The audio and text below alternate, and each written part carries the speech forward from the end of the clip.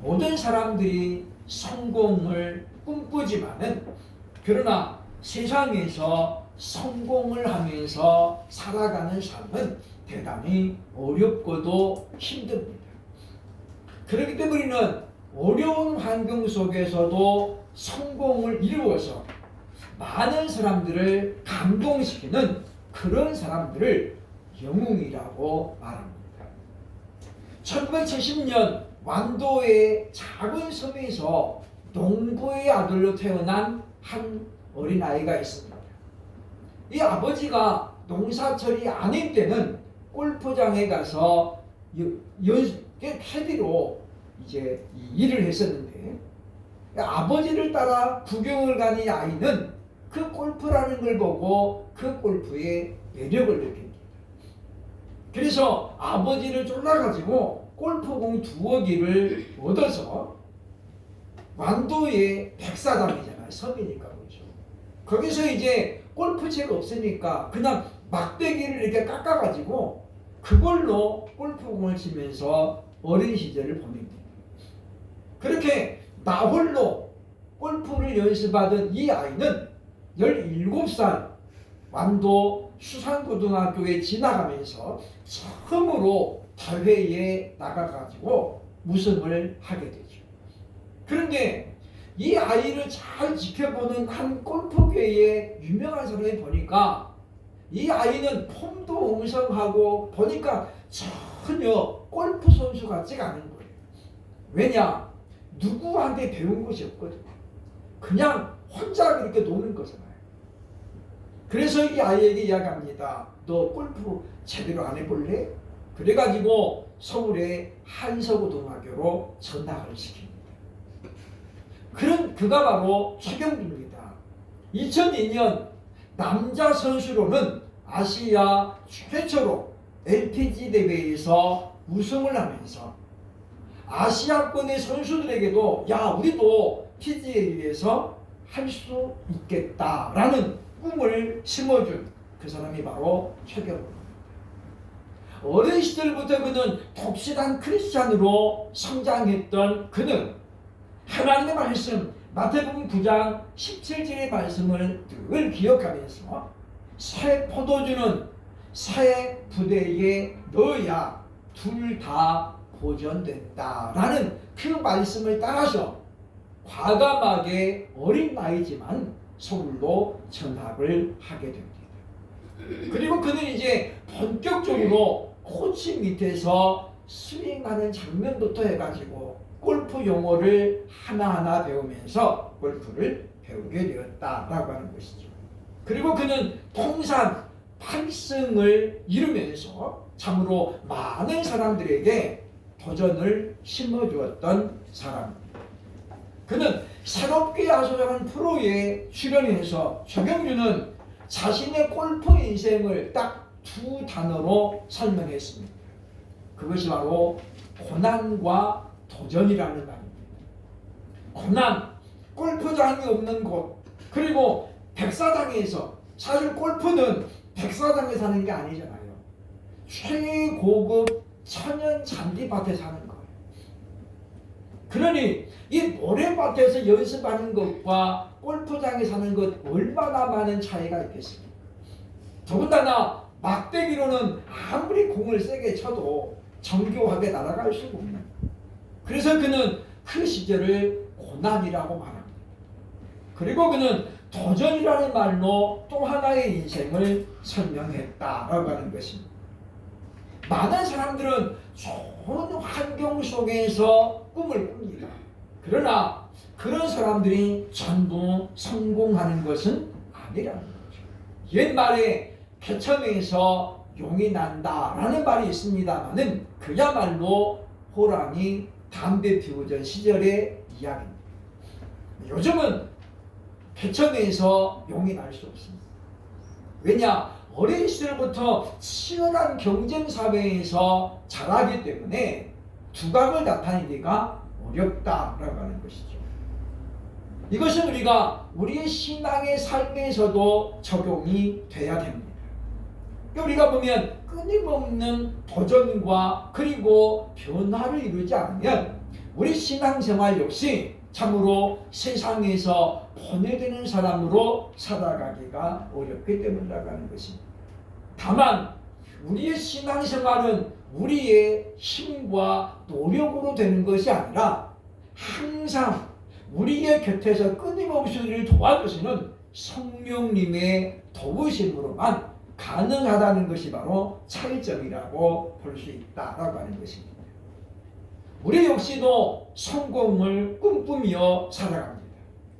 과연 우리는 새 출발이 성공하려면 어떻게 해야 할까요? 오늘 말씀을 통해서 우리가 여기에 대한 답을 찾아보고 또 행동으로 옮길 수 있기를 소원합니다. 실제로 본문 22절에 보면 옛사람을 벗어버려야 된다라고 우리에게 알려줍니다. 우리가 예수 그리스도를 믿기 전에, 알기 전에 우리를 옛사람이라고 성경은 그렇게 가르쳐줍니다. 그리고 오늘 본문에 보면 옛사람의 특징을 두 가지로 설명하죠. 그 중에 첫 번째가 바로 22절에 나옵니다. 너희는 유혹의 욕심을 따라 썩어져가는 구습을 따르는 옛사람을 벗어버리라. 여기서 말하는 옛사람은 어떤 사람이에요? 보면 유혹의 욕심을 따라서 썩어져가는 구습을 따르고 살았다라고 말하고 있다고 하는 거예요. 다시 말하면 우리는 예수님을 우리가 알기 전에는 우리가 어떻습니까? 세상의 온갖 욕심, 욕망, 결국은 그것이 우리를 병들게 하고 썩어져 함에도 불구하고 그것을 알지 못하고 그것이 옳은 것인지 그것이 성공으로 가는 길인 줄을 착각하고 있었다라고 우리에게 말씀해주고 있다고 하는 것입니다. 온갖 유혹에 흔들리는 사람, 그것을 우리 지금 구습이라고 설명하고 있는데 원문으로 보면 이 구습이란 말이 무슨 뜻인가 설명을 해주고 있는데 텐프로테란, 그 예전에 그 말이죠.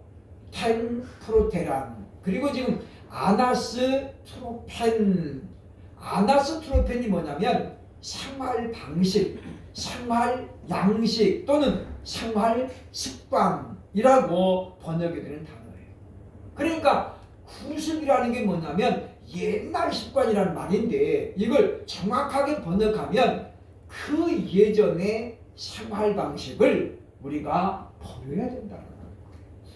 그러니까 옛사람을 벗어버리고, 그 말은 이와 같이 그 예전에 예수님을 알지 못했던 그 시대에 갖고 있었던 생활 방식을 과감하게 버려야 된다는 거예요.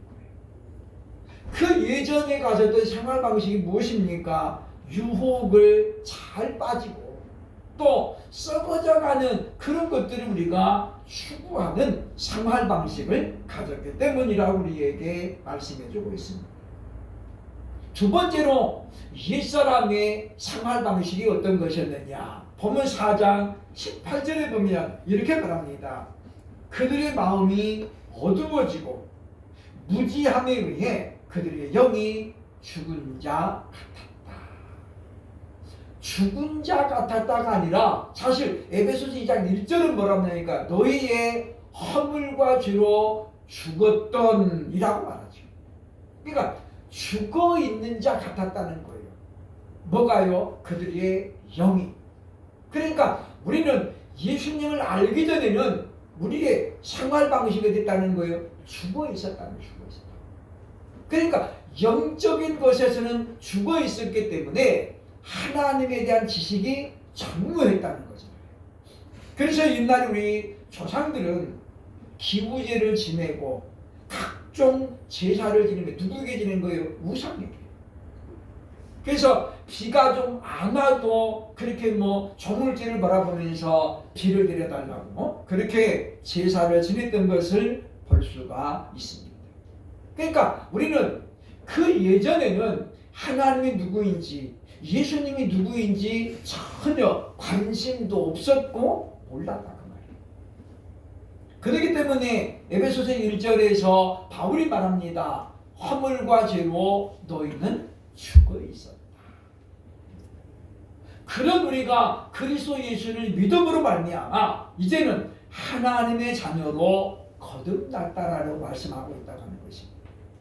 그러면 우리는 그 예전에 옛사람은 어떤 모습이었는가 다시 우리가 설명을 하면 그때 우리는 하나님을 영화롭게 하지 못하고 오히려 하나님의 뜻을 거슬리는 그런 삶을 사는 존재였다라고 하는 것입니다.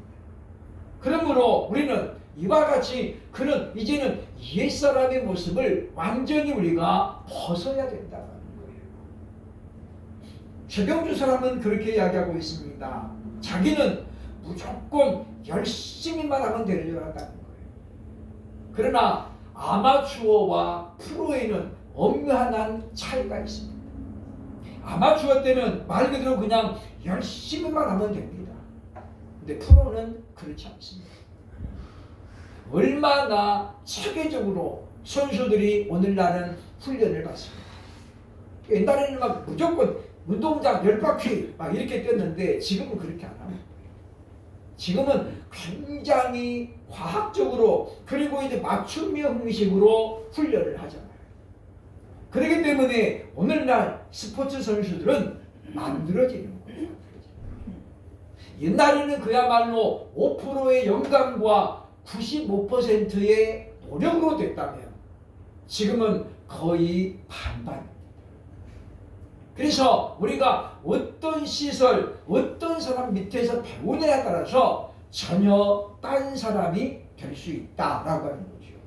그래서 좋은 구단은 이와 같이 과학적인 프로그램이 많이 개발되어 있는 것이 좋은 구단이라고 볼 수 있다고 하는 것입니다. 그래서 우리는 이와 같이 우리가 이제 자신을 변화시키는데 우리가 주저하지 말아야 되겠다라고 하는 것입니다. 많은 사람들이 변화되는 것을 두려워하죠. 그냥 여기가 좋사오니 지금 이 상태가 좋사오니 그래서 우리가 변화를 두려워하지만은 그러나 발전은 변화해야만이 일어날 수 있다라고 하는 것입니다. 그러면 우리는 아직도 지금 내게 남아있는 생활 양식이 무엇인가를 함께 돌아보면서 이제 우리가 헌 옷을 벗어버리듯 낡은 옷을 벗어버리듯이 구습을 과감하게 벗어야 되겠다라고 하는 것입니다. 그리고 우리는 이제 새로운 출발을 향해서 달려나가게 해야 되겠다라고 하는 거죠. 그러면 우리가 이와 같이 과거에 부끄러웠던 모습들을 과감하게 떨쳐버리고 그리고 새롭게 출발하는 저와 여러분 될 수 있기를 주의 이름으로 축원합니다. 둘째 우리가 우리의 새 출발이 성공하려면 23절 보면 심령이 새롭게 되어야 한다라고 말씀합니다. 23절에 보면 오직 너희의 심령이 새롭게 되어라고 말했는데 이 부분을 원문으로 그대로 옮겨보면 이렇게 됩니다. 보면 아나네우스 다이 데토 푸뉴마티 투 누스 휘몬 맨 끝에 휘몬 너희들의 투 누스죠, 그죠? 그 마음이 그 마음. 그 다음에 푸니마티 영이죠. 그러니까 너희들의 그 마음과 영을 그 말이죠, 그죠? 그러면서 아나 네우스 다이 새롭게 하라, 새롭게 하라. 이제 중간에 대 그 말은 그러나 또는 그런즉 그 말이죠. 그러니까 뭐면 이게 우리 말에 빠졌습니다만은 그런즉 너희들의 그 마음과 그 영을 새롭게 하라 그 말이죠. 그런즉이라는 접속사가 빠져 있는데 그러니까 옛사람을 벗어버리고 그러니까 버린 다음에 벗어버린 다음에 뭐라는 거예요? 그러므로 그런즉 바로 너희의 마음과 영을 새롭게 하라는 것입니다. 그래서 지금 본문에 나오는 보면 아나데우스다이라는 단어가 바로 새롭게 하다 또는 개혁하다라는 뜻을 갖고 있는 그런 단어입니다. 그래서 보면 이 본문에 지금 나오는 단어가 무엇입니까? 마음과 영을 새롭게 하는 거예요. 그러니까 우리가 마음은 뭐예요? 우리 마음은 우리의 각오를 말하는 각오. 그런데 마음으로만 각오해가지고 안 된다는 거예요. 우리 영도 새로워져야 된다는 것이. 그래서 우리가 예수님을 믿게 된 우리 영은 죽어 있었던 거죠. 왜냐하면 그 기능이 마비되어 있었기 때문에. 사람의 살도 마찬가지입니다. 사람의 살이 많이 이렇게 다쳤다가 그래가지고 나으면 그 부분은 감각이 죽어 있어요. 그래서 못 느끼는 거잖아요. 뜨거운 것도 못 느끼고 찬 것도 못 느끼고. 우리의 양심이, 우리의 영이 예전에는 우리가 죽어 있었어요. 그래서 사람들이 뻔뻔하다 그 말은 뭐냐면 우리 영이 죽어 있는 상태를 표현하는 거예요. 그래서 죄를 지어도 잘못을 해도 어떻게 해요? 전혀 가책이 없는 거죠. 왜냐? 영혼이 지금 죽어 있기 때문에. 그러므로 우리는 이 말씀을 기억하면서 우리가 마음과 영을 새롭게 해야 되는데 우리가 새롭게 하려면 기준이 뭐냐? 기준. 그것이 바로 하나님의 말씀이라고 하는 것입니다. 그러니까 우리가 마음대로 우리 마음을 새롭게 하는 것이 아니라 하나님의 말씀으로 돌아가서 하나님은 우리에게 무엇이라고 말씀하고 있는가, 요구하고 있는가 우리가 봐야 된다라고 하는 것입니다. 과거에만 얽매여 있는 사람은 결코 발전하기가 어렵습니다. 왜냐? 그래서 우리 신앙이 자꾸만 과거 지향적이 되면 안 된다는 거죠. 우리는 계속해서 전진해 나가야 됩니다. 그래야만이 우리의 신앙이 성장한다는 거죠. 나이가 먹었다고 해서 세상이 끝나는 것은 절대 아닙니다. 연세대학 석좌 교수를 지냈던 김영석 교수는 올해 105살이 됐습니다. 105살. 한 세기를 지금 넘게 살아가는 거잖아요. 그런데 이분은 지금도 왕성하게 활동을 합니다. 젊은이들을 만나가지고 얘기를 하고 또 글을 많이 썼던 그분은 그래서 젊은 사람들에게도 도전 정신을 줍니다. 며칠 전에도 한 모임에 그분이 등단해서 한국이 참으로 염려스럽다라고 이제 말했던 그런 기억이 납니다. 이분들은 100살이 넘었지만은 여전히 무엇입니까? 앞을 보면서 살아갑니다. 그리고 무엇인가 하나님이 아직도 나를 이곳에 남겨둔 것은 뭔가 내가 해야 될 역할이 있다라고 그렇게 지금 믿는 거예요. 그래서 그분은 사람들이 초청할 때에 망설이지 않는다는 거예요. 나 나이가 많아서 못 가요. 피곤해서 못 가요. 그렇지 않는다는 거죠. 그래서 어디든지 열심을 내어서 동참하는 그런 모습을 우리에게 보여주고 있다는 것입니다. 본문이 지금 마음과 영을 강조하는 건 뭐냐면 이것은 바로 내적인 변화를 추구하는 것이기 때문입니다. 사람은 얼마든지 아닌 척 할 수 있죠. 다시 말하면 새로운 사람이 된 것처럼 그렇게 보일 수 있다고 하는 것입니다. 또 많은 사람들이 이 가면을 쓰고 나는 이제 새로운 사람이 되었다라고 그렇게 자기의 모습을 감추는 것을 봅니다. 그러나 이와 같이 새로운 사람이 된 것처럼 하는 척하는 것은 일시적인 것이고 오래가지 못합니다. 우리 역사에 참 한국교회가 많은 부끄러운 부분들도 갖고 있습니다만은 예전에 보면 뭐 깡패 두목이 나 이제 교회 다닙니다. 그랬더니 이분을 아주 교회들이 막 서로에게 초청했잖아요. 그죠? 그래가지고 몇백만 원씩 주면서 간증을 시켰는데 간증 끝나고 가면서 그 차 안에서 뭐요? 범죄를 다 지시하는 거예요. 야, 누구 가서 없애. 누구 가서 없애버려. 그러니까 간증 끝나고 차로 이동하면서 다른 교회로 가면서 뭐요? 범죄를 지시하는 거예요. 그 사람은 뭡니까? 예수님을 믿는 척했던 것이고 하나님의 사람이 된 것처럼 자기를 가장했지만 그런 말미암아 그분이 얼마 안 있다가 뭐요? 살인 교사죄 그리고 그런 죄로 다시 구속이 될 때 한국 교회는 굉장한 충격을 받았습니다. 그래서 우리는 그래서 성경은 뭡니까? 사람은 믿음의 대상이 아니라 사람은 그냥 한없이 덮어주고 사랑해야 될 대상이라고 가르치고 있는 거예요. 이런 사람들은 철저하게 무엇입니까? 교회를 이용한 거잖아요. 이용한 거예요. 우리는 그렇기 때문에 우리가 그런 경우에 있어서 분별력을 가져야 되고 그리고 또 우리가 사람의 말에 너무 쉽게 우리가 넘어가면 곤란하다라는 우리가 봐야 됩니다.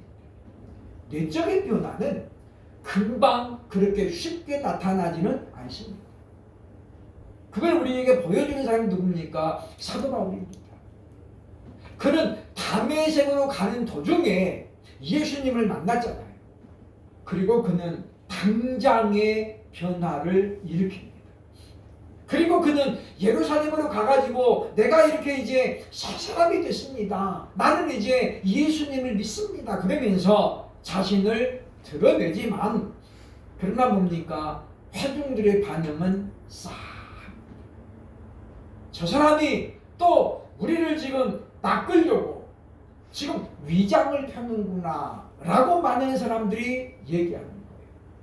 그래서 사도들이 바울을 부르다고 했습니까? 하나님과의 관계 회복을 위해서는 시간이 필요하다. 좀 자중하라.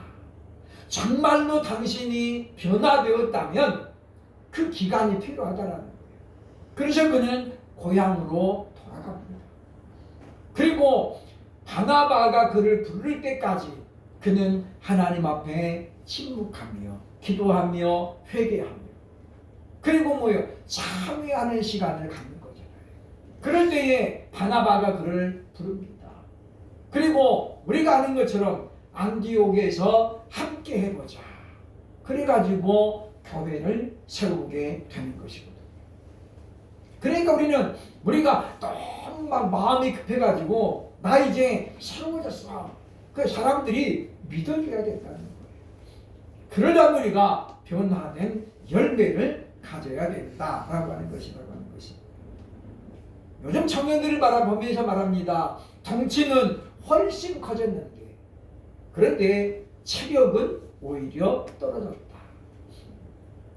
옛날 우리 선배들은 군생활할 때에 참 어마어마하게 벌도 많이 받았더라고요. 엎드려 뻗치기는 뭐 완전히 그냥 하루 날마다 일용할 양식이 되고 제 아는 분은 해병대에서 근무했는데 그때 당시 원산 폭격이라고 저희 어렸을 때도 학교에서 받아봤어요. 그죠? 그건 머리 바꿔고 그 말이잖아요. 근데 진짜 원산 폭격은 그게 아니고 병뚜껑이잖아요. 병뚜껑. 그거를 딱 받아야 그거를 여기다 대고 하는 거예요. 그러면 5분만 있으면 어떻게 해요? 그 병뚜껑이 이게 파고들어가. 그래서 그 사람들 어떻게 보면 다 놔주고 된다고 하는 거예요.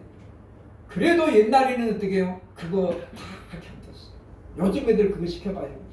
엄마 사람 잡어. 그 어떻게 엄마가 전화해가지고 그런다는 거죠. 그러니까 우리가 보면 그런 것처럼 지금 한국 교회가 대형 교회가 얼마나 많습니까? 지역들. 그럼에도 불구하고 어떻습니까? 선한 영향력을 끼치는 것은 지금 50년 전보다도 못합니다. 그러니까 예전에는 대형 교회가 거의 없었지만 그러나 각 지역에서 교회는 유지대금을 받았잖아요. 지금은 딴판이 되었다라고 볼 수 있습니다. 물론 이것이 아직도 한국의 내적인 변화가 지금 덜 이루어졌다라고 볼 수 있는 그런 모습입니다. 과연 지금 우리는 어떤 상태입니까? 아직도 그 옛사람을 벗어버리지 못하고 심령이 새롭게 되지 못했다면 우리는 바로 오늘 이 시간 우리가 결단하면서 하나님 앞으로 도움을 구해야 할 것입니다. 세 번째로 우리의 새 출발이 성공하려면 본문 24절은 말합니다. 새 사람을 입으라고 이야기합니다. 본문의 22절에 보면 벗어버리고 라는 말과 입으라 이 말은 정반대의 개념을 갖고 있습니다. 다시 말하면 벗어버리지 않고는 입는다는 것이 아무 의미가 없다는 거예요. 우리가 더러운 옷을 입고 거기다가 껴입는 것, 덧입는 것은 변화가 절대 아닙니다. 그러므로 성경은 말합니다. 그 옛사람을 벗어버린 다음에 그리고 새 사람을 입으라고 우리에게 말씀합니다. 하나님을 따라 의와 진리의 거룩함으로 지으심을 받은 새 사람을 입으라. 24절을 말하고 있는 이 말씀 속에서 우리는 하나님이 제시하시는 기준을 발견하게 되어집니다. 새 사람은 우리가 어떤 책이라든가 영화를 보고 그래서 감동을 받아가지고 나도 이제 저래야지 라는 것을 말하는 게 아닙니다. 오늘 성경은 분명한 기준을 이렇게 제시합니다. 하나님을 따라. 그러니까 우리가 새 사람은 어떤 사람이에요? 하나님을 따르는 사람이에요. 이 말은 세상의 모든 일들을 자기 중심적으로 주도하지 않고 하나님 중심적으로 해나가는 사람. 자기 우선적으로 살아가는 것이 아니라 하나님이라면 무엇을 요구하실까? 그래서 하나님 우선으로 살아가는 사람이죠. 그래서 하나님을 따라 살아가는 사람은 그렇기 때문에 어떻습니까? 세상의 가치관에 흔들리지 않습니다. 많은 사람들이 어떤 사람은 돈이 이렇게 많아졌대. 그렇다고 해서 쉽게 흔들리는 사람은 하나님을 따라가는 사람이 아니라는 거예요. 물론 우리가 예수를 잘 믿으면 세상의 물질은 분명히 따라옵니다. 그러나 우리가 물질을 계속해서 쫓아가려고 하면 오히려 어떻게 해요? 계속해서 물질은 달아난다고 하는 거예요. 세상의 모든 것들은 상대적입니다. 얼마나 부자냐 이것은 진짜 부자를 만나면 깨지는 거예요. 그렇지 않습니까? 아파트 27평을 산 사람이 나는 이제 부자가 됐다 그랬는데 위층에 가보니까 40평이에요. 그럼 어떻게 해요? 나는 초라하다. 이게 뭐냐? 그렇게 됐다는 거죠. 그렇기 때문에 우리가 이와 같은 세상의 가치관을 보고 흔들리는 것은 하나님을 따르는 사람이 아니라고 하는 것입니다. 대신에 하나님 말씀합니다. 의와 진리의 거룩함으로 지으심을 받은 바로 에덴 동산에 있었던 아담으로 돌아가라는 거예요. 하나님께서 아담을 지을 때 어떻습니까? 의롭게 그리고 진리와 거룩한 존재로 지었다라고 지금 말씀하고 있잖아요. 그래서 우리는 하나님의 말씀을 기준 삼고 근거를 삼아서 우리가 이제 새 사람이 되려고 힘쓰고 있어야 되겠다라고 하는 것입니다.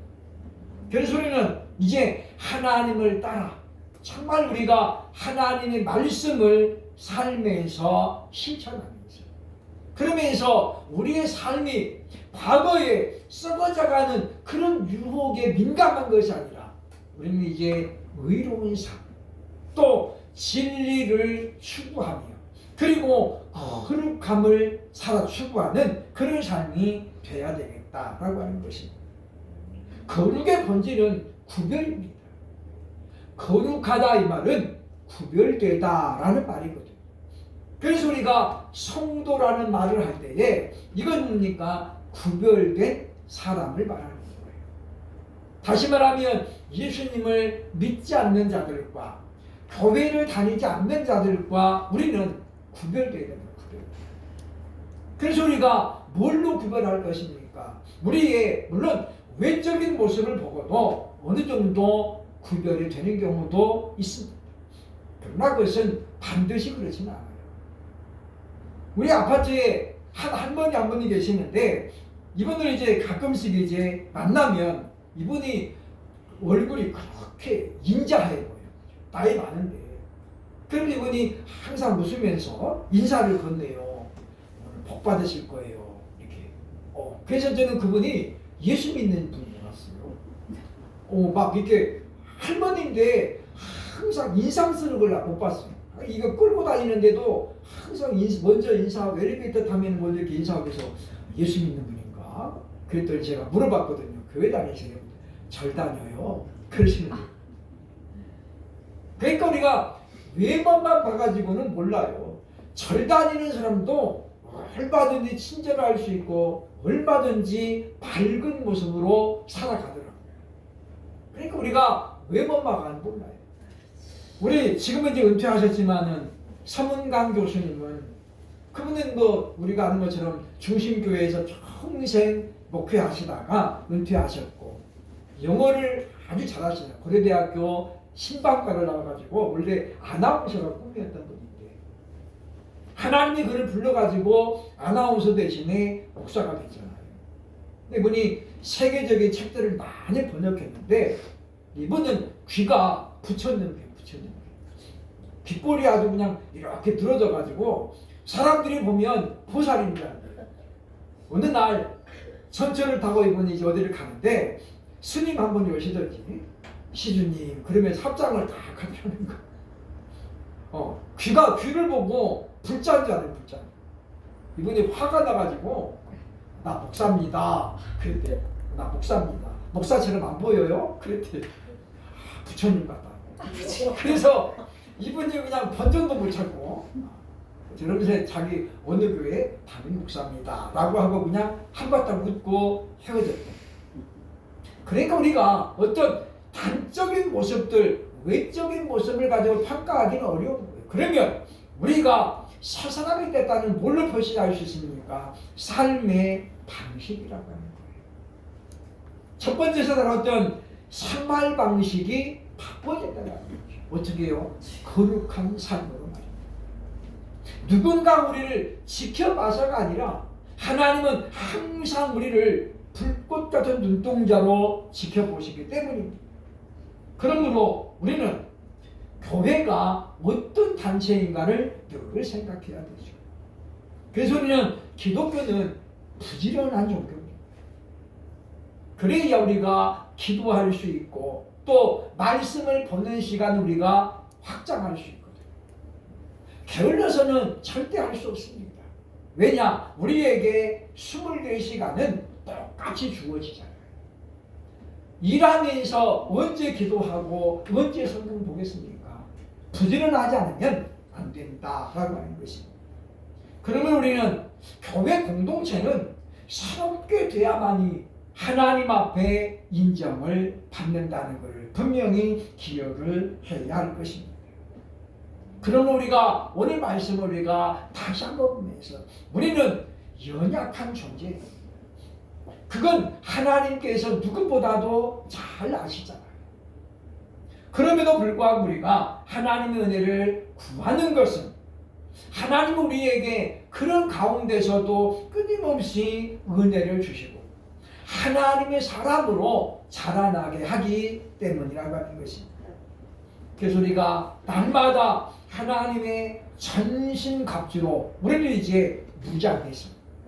그래서 우리가 이 세상을 향해 나가면서 세속에 물들지 않고 세속에 지지 않고 오히려 우리가 오늘 말씀에서 보는 것처럼 이와 같이 새로운 사람이 되어져서 그래서 승리함으로 말미암아 하나님을 영원롭게 할 수 있는 저와 여러분 될 수 있기를 주의 이름으로 축원합니다.